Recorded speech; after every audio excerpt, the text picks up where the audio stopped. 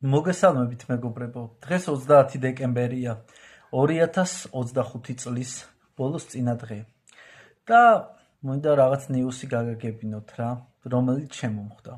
მოკლედ რას ეხება, რომ ამ ცოდვილ და ეშმაკის სახლ ამერიკაში, ბრუკლინში, ნიუ-იორკში 200-მდე ეკლესიაში გადატენეს მთელი ეკლესიები უპოვარი გაჭირვებული ადამიანებისთვის საკვებით და პირველადი მოხმარების საგნებით.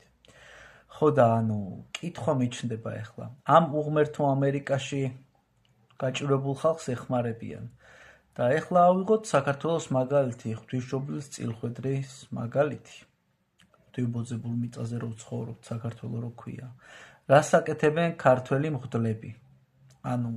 საქართველოს 200-ში თუ არა 50 ეკლესიაში მაინც ვინც დამიდასტურებს და მომიტანს ამის დამასწრებუთებელ რამეს ან ფოტო ან ვიდეო მასალას, რომ საქართველოშიც იგივე ხდება, მე ვიქნები პირადად უბედნიერესი ადამიანი და ვიტყვი, რომ მართლა ჩვენ ვართ ჭეშმარიტი მართლმადიდებელი ერი.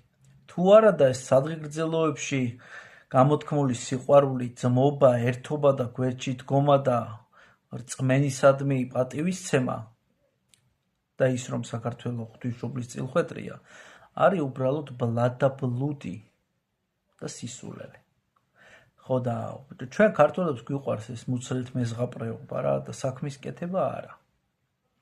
ხო და წმინდა ომები გვეუბნებიან, რომ მარტო ლოცვაო არაფერი არ არისო, მარტო მარხვაც არაფერი არ არისო, შრომა, მარხვა და ლოცვა, ეგ არის ჭეშმარიტი ქრისტიანული ცხოვრების სტილი.